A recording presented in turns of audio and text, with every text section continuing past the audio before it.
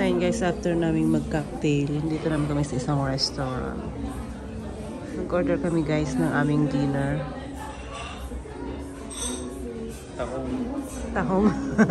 Ayun guys, tahong yung dinner namin for tonight. Dito sa isang class na restaurant, pero tahong ang pagkain. Ayan. Hintayin natin yung tahong guys. Niluluto pa. Ang ganda dito guys ng ambience.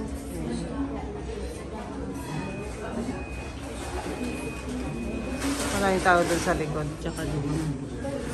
Ayun guys, wait natin yung tahong. Uy, may tinapay. Gusto ko yung baget. Ito na yung order namin guys. Messi! Do you have bread and... Dufa. Messi. Ayan. So, kumuha pa kami ng tinapay. So, yun guys. Yung tahong. Kaya mo ubusin yung tahong. Dito kami sa isang magandang restaurant. Pero ang in-order namin is tahong. Ayan. Yum. Ayan, haluin niyo muna yung tahong. Haluin mo muna.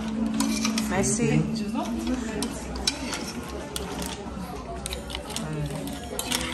Ano yung sauce niya? Cream. Cream. Parang yung Nestle cream. Pag niluto nyo, pwede nyo lagyan ng gata. Pwede lang ng cream. Oo. Pwede rin palang gataan, ano? Okay, gataan. Tapos ito naman sa akin yung may bawang. Pero may cream din. May bawang nga lang. Ayan guys. Parang masarap. Kawain na. Ayan, kain na. Sarap. Padilim siya. Masarap. Sarap. Yan yung cream. Di ba dapat may celery din? Wala eh. Walang celery? Oo. Kasi yung last time na pinuntahan namin doon sa Sakan ba yun? May celery sila. Kasama sibuyas. May sibuyas. So, yan. Try natin yung sa akin guys. Bawang flavor. Sarap, matataba siya guys. Oh. Ang tataba. Ayun o. Tataba niya. Oh. Ang tataba. Masarap naman, diba? Sulit. Ah, Diyos ko Lord, nahulog. So, yung order pala namin guys is nasa 19 yung isang kasirolang tahong. Tapos may kasamang french fries. Ayan, may kasamang french fries guys. May kinapay pa. May tinapay.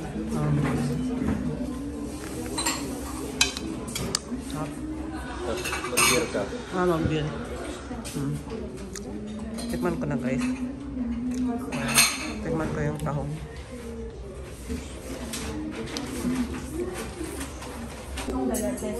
Ang sarap guys ng sauce niya. Ang daming bawang. Daming bawang. Sarap. Tapos ang tataba pa ng tahong, no? Kaya lang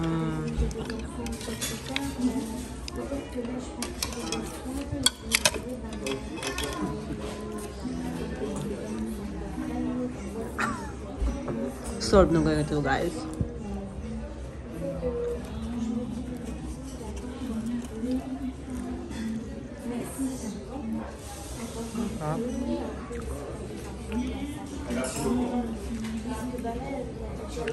Ang daming kumakain. Ganito din yung in-order nila.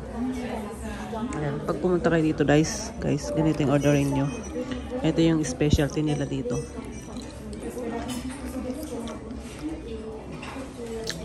Yung mga Fransi dito, mahilig sila sa mga tahong. Harap.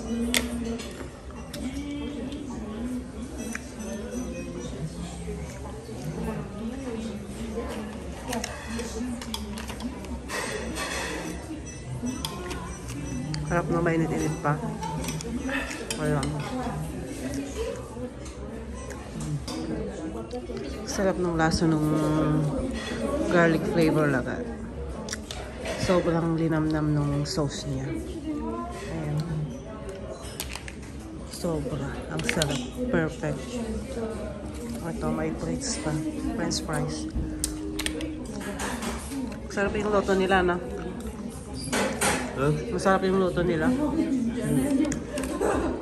Kasi parang super class tong restaurant na to. Dito. Sarap.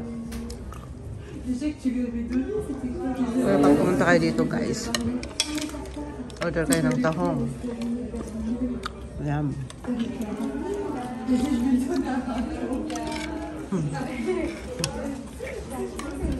Lapit ng maubos. Tagal pa. Tagal pa. Kalahating kasirola pa.